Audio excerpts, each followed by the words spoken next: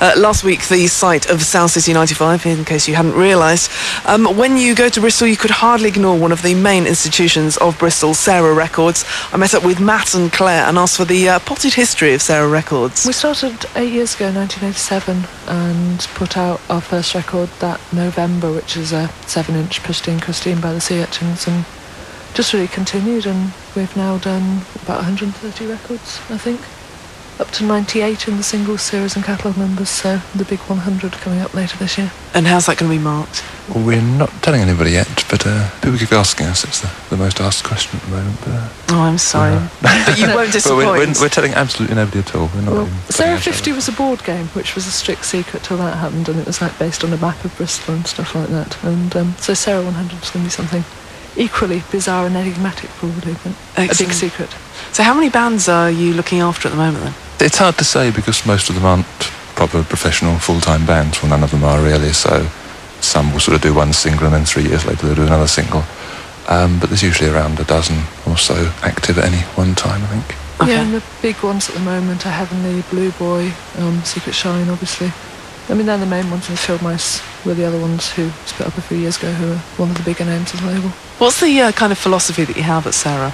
Very much singles oriented, very much not in terms of signing bands for 3 singles and 6 LPs or whatever the standard is these days. We do one record at a time. If someone sends us 2 good songs, we just bring them out on a single. We don't go, yeah, but you know, what's the album going to sound like, or stuff like that. Where'd you get your money from?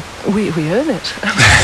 Yeah, the money comes in from sales of the records. It's enough to keep us both employed full time. Well, we started off, I think we had £1,000 saved between us. We used to be involved in fanzines and flexes and stuff, and then, yeah, I mean, really just the sales have always been good enough to provide for the next thing and for us to grow and move from just doing 7 inches into doing CDs and, you know, better produced albums and spending more. I mean, we're quite proud of the fact, I think, that we feel we're one of the few completely independent labels, really.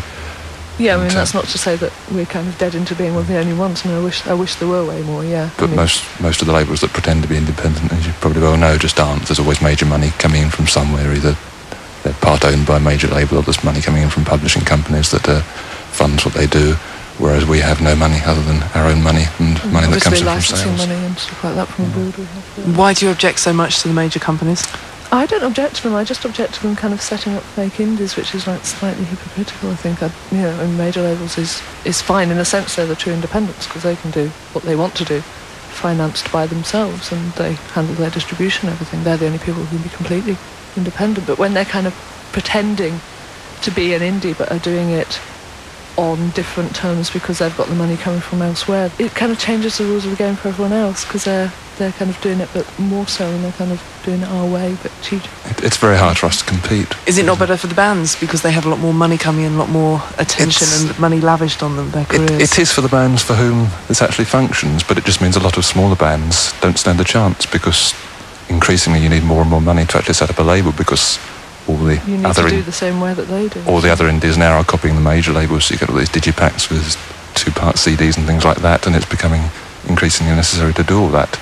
And we've stuck out and refused to do it. Secret Shine, of course, going to be hearing from them in just a minute. How did you first get involved with Secret Shine? They sent us a demo tape a couple of years ago, slightly more than that now, when they were just a 2-piece, basically, of Scott and Jamie, with the drum machine and quite acousticy sounding. And we did a single with them then called After Years.